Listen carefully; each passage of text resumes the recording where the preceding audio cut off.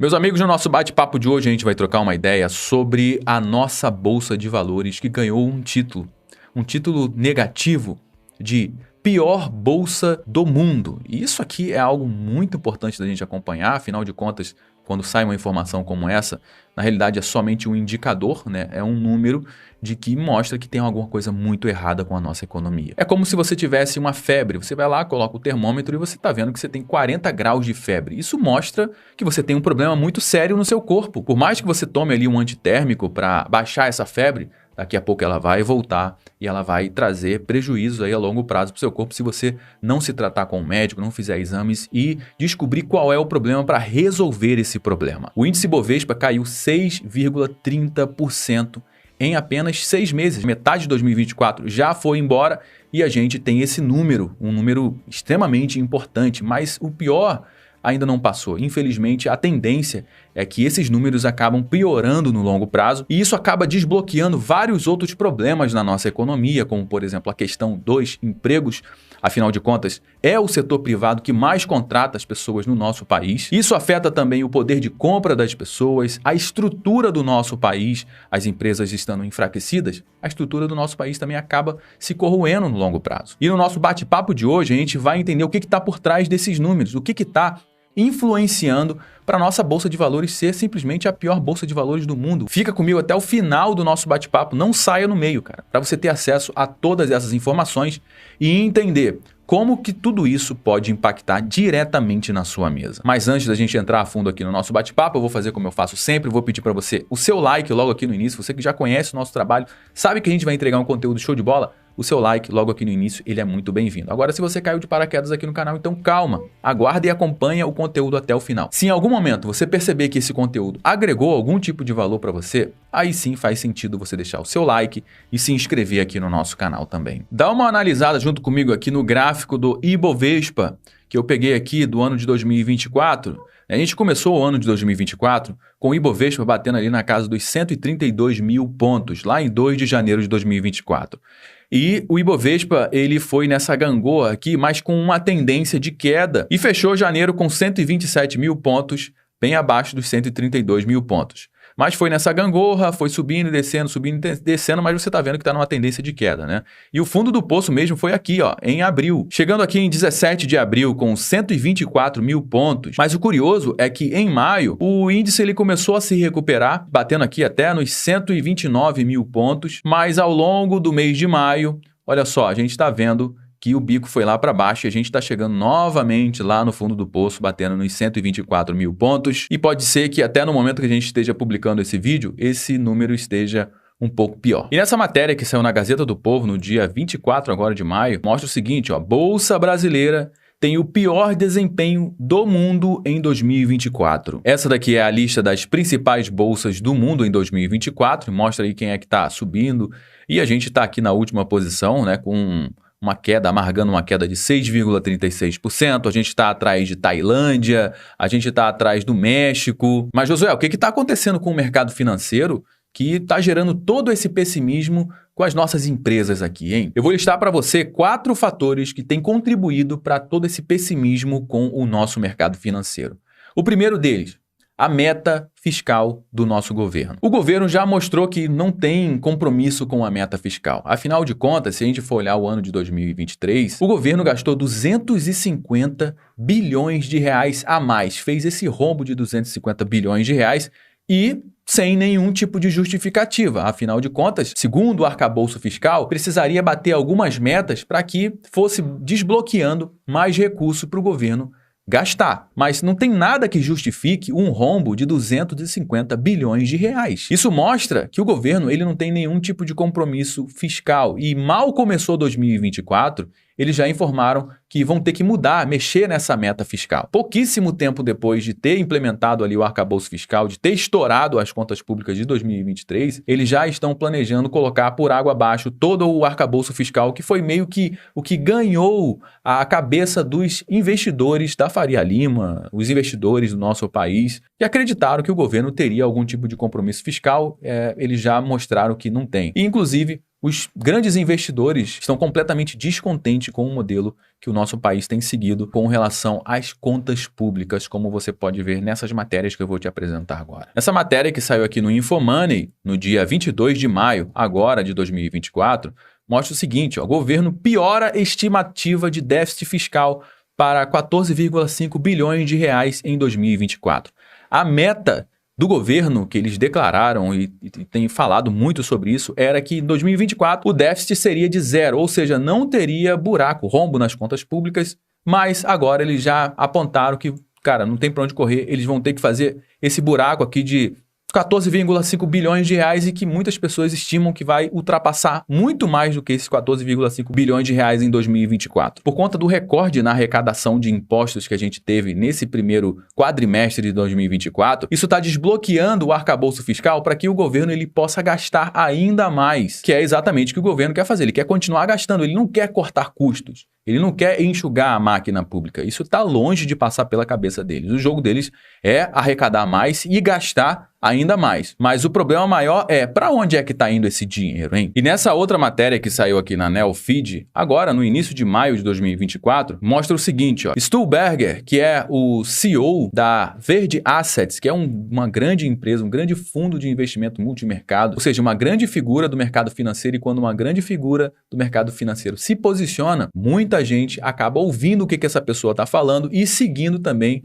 o caminho que essa pessoa está seguindo. Então, o Stuhlberger joga a toalha em relação ao fiscal do nosso governo e ajusta investimentos na Verde Assets. Projeto para o orçamento de 2025 mostra falta de compromisso do governo com as contas públicas e a preocupação com uma possível piora fiscal. A gente sabe muito bem que a galera do mercado financeiro, pelo menos uma grande parte do mercado financeiro, estava ali meio que apoiando o Lula, acreditando no arcabouço fiscal, acreditando no compromisso desse governo com as contas públicas, que a gente sabe como é que funciona a mentalidade deles, né? Mas eles acreditaram e agora eles já estão voltando atrás, eles já... Está todo mundo arrependido de ter apoiado o Lula. O próprio Luiz falou isso. O Luiz Stuhlberger bem que tentou dar um voto de confiança ao governo do Lula diante de alguns sinais de que não haveria descontrole das contas públicas sob o comando do ministro da Fazenda, Fernando Haddad.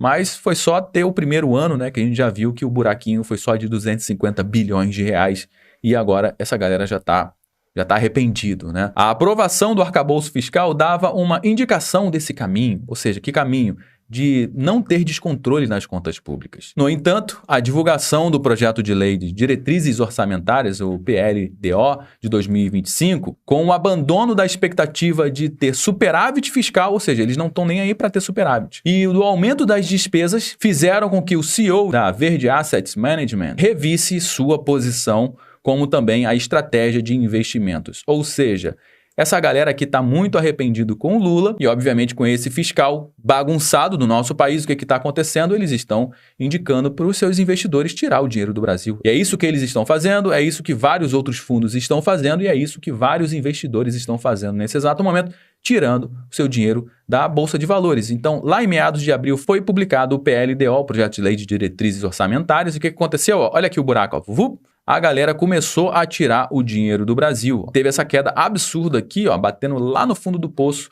em 124 mil pontos. E isso tem impactado diretamente na nossa Bolsa de Valores. E por que as contas públicas afetam tanto os investimentos nas empresas aqui do nosso país, hein? Pelo fato de que o governo, quando ele gasta mais do que arrecada, ele vai precisar pegar dinheiro emprestado para cobrir esse buraco nas contas públicas. Simples assim. E o que ele vai fazer? Ele vai emitir títulos do Tesouro para que as pessoas e os investidores possam comprar para financiar essa dívida do governo. Então, nesse exato momento, quem é que está ganhando dinheiro com tudo isso? Os bancos, por conta dos juros, e o governo, que está tomando todo esse crédito, todo esse dinheiro, todos esses investimentos do mercado. Esse é um dos fatores. E um outro fator é que quando as contas públicas estão totalmente descontroladas, mostra que no longo prazo, as empresas aqui do nosso país, elas vão sofrer e muito por elas estarem num ambiente totalmente imprevisível. E sem falar que o governo ele tem participação nas principais empresas da nossa bolsa. Por exemplo, a Petrobras. O governo acabou de mudar à presidência da Petrobras, tirando uma pessoa técnica da presidência e colocando uma pessoa mais voltado aqui para a parte ideológica. Infelizmente, é isso que está acontecendo. Afinal de contas, a pessoa que está lá na presidência agora é uma petista roxa, declarada. E qual vai ser o interesse dela na presidência da Petrobras? Será que ela vai fazer com que a Petrobras esteja focada em ter lucro e repassar esse lucro para os seus acionistas? Ou ela vai sacrificar esse lucro por um bem ideológico? Fica uma grande pergunta no ar. E o que acontece? O investidor não gosta disso. A galera começou a vender as suas ações da Petrobras e a gente tem visto a Petrobras com quedas absurdas. E a Petrobras, ela contribui para o índice Ibovespa também estar nesse ritmo de queda. E essa interferência do governo nas estatais, nas principais empresas aqui da nossa bolsa, também impacta no nosso terceiro motivo que a bolsa está em queda, que é a saída do capital estrangeiro da nossa bolsa. Nessa matéria que saiu aqui no portal da XP Investimento, mostra que estrangeiros encerram o primeiro trimestre de 2024 com saída líquida de mais de 20 bilhões de reais da nossa bolsa de valores. E nesse gráfico aqui que mostra o fluxo de investimento na B3, o fluxo estrangeiro, mostra aqui como é que está exatamente esse movimento aqui no nosso país de capital estrangeiro. Tem grandes retiradas aqui, ó. Quando está menos aqui são as pessoas, os estrangeiros tirando o dinheiro da nossa bolsa. Teve menos de 235 milhões, menos de 294, aqui teve a entrada, mas olha só as saídas, 780 milhões, aqui tem 620 milhões, aqui para baixo a gente vê 1 bilhão no início de maio de 2024, no final de abril mais de 1 bilhão aqui também, 3 bilhões negativos. Então, esse movimento, né, de saída de capital estrangeiro é muito ruim para a gente, porque isso aqui impacta diretamente no índice Ibovespa, ou seja, a galera tirando dinheiro, o índice começa a cair. E não só isso, isso impacta também no dólar. O dólar hoje está sendo cotado a R$ 5,14. Já bateu aqui nessa semana R$ 5,20. E por que a moeda americana ela se valoriza nesse exato momento? Porque quanto mais pessoas tirando dinheiro, tirando dólar do nosso país, mais escassez de dólar vai ter. E tendo maior escassez de dólar, o preço do dólar ele vai ficar mais caro. E a nossa moeda acaba se desvalorizando, perdendo o seu poder de compra. Isso impacta as pessoas de uma maneira geral. Até porque a maioria dos produtos acabados no nosso país e também dos insumos que são utilizados para produzir algum tipo de produto, tudo isso basicamente é cotado em dólar. E quando o dólar está alto, isso impacta também no preço do produto. E a gente precisa ter mais real para comprar aquele produto. Ou seja, a nossa moeda vai perdendo valor em comparação com o dólar, e o dólar alto impacta diretamente aqui no nosso bolso. Mas aí tem muita gente que vai falar, não, Josué, mas as pessoas estão tirando o dinheiro da nossa bolsa porque os juros americanos eles estão altos e está todo mundo emprestando dinheiro para o governo americano. Será que é só isso mesmo? Bom, vamos pensar. Os juros americanos estão altos nesse momento e a economia dos Estados Unidos está indo para cima, está com o bico para cima. Os juros no nosso país, eles, ao invés de estarem aumentando, eles estão diminuindo e também nossa economia está com o bico para baixo. E aí a gente poderia estar falando que a nossa economia está sendo afetada pelos juros altos. Mas e as outras economias, hein? Como é que fica essa tabela aqui? Porque as outras economias estão conseguindo subir com os juros americanos altos. Por que o Brasil está caindo? Então essa não é uma justificativa que a gente pode colocar como que tem um peso maior da saída dos investidores do nosso país. O principal está sendo como a nossa economia está sendo tocada nesse exato momento. Aqui é onde está a grande chave. E aí você pode falar, não, Josué, mas a arrecadação do nosso governo tá, show de bola. A gente está batendo recorde, já arrecadou aí mais de 800 bilhões de reais de impostos somente nesses 4 primeiros meses, ou seja, batendo recorde de arrecadação, ou seja, o governo está com dinheiro em caixa. Na realidade, ele não está com dinheiro em caixa. Tudo que está entrando está sendo para pagar dívida e mesmo assim o que está entrando não é o suficiente para pagar todas as dívidas. E aqui é onde está um ponto de atenção. Por quê? Pensa comigo.